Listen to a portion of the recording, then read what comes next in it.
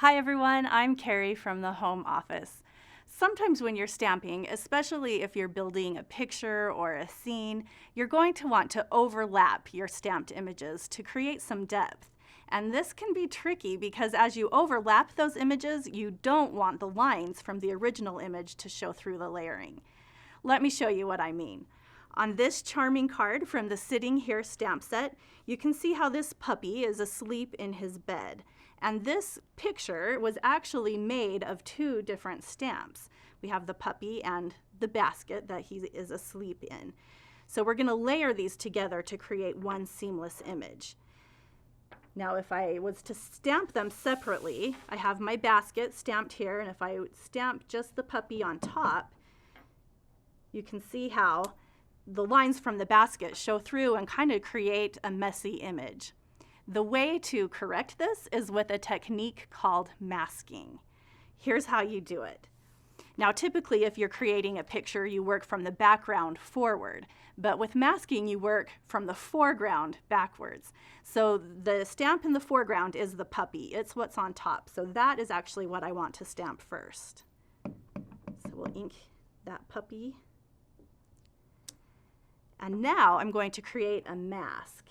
And to do this, you want to stamp on a separate piece of paper. I like to use just an ordinary sticky note that you probably have around the house.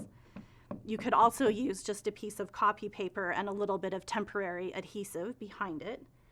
But the sticky note is handy because it already has a little bit of adhesive. So I actually stamped the puppy towards the top where the adhesive is.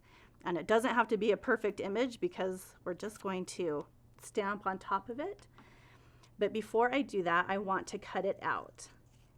And our paper snips work perfectly for this because they are sharp and small, so you can get into all of the little corners because you do want to stay right on the outline. And I won't cut the whole thing out because I've actually done it ahead of time. I just wanted to give you an idea of how it works. So there's my mask that's all cut out. And I'm just going to stick it right on top of my cardstock.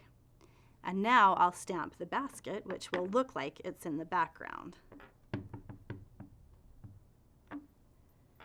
Photopolymer is great because you can see through it and line up right where you want those images to overlap. And then you peel the mask off, and we have that seamless image of the puppy sleeping in the basket. Here's the finished card one more time. You can see how cute it looks once it's all colored in. We used the same technique on this scene in the background. We stamped the pillows first and then masked those and stamped the swing in the background. You are going to have so much fun creating images and pictures and scenes with the masking technique. And if you have any questions, contact your demonstrator. They are experts in not only masking, but a variety of stamping techniques, and they would love to teach you more. So happy stamping!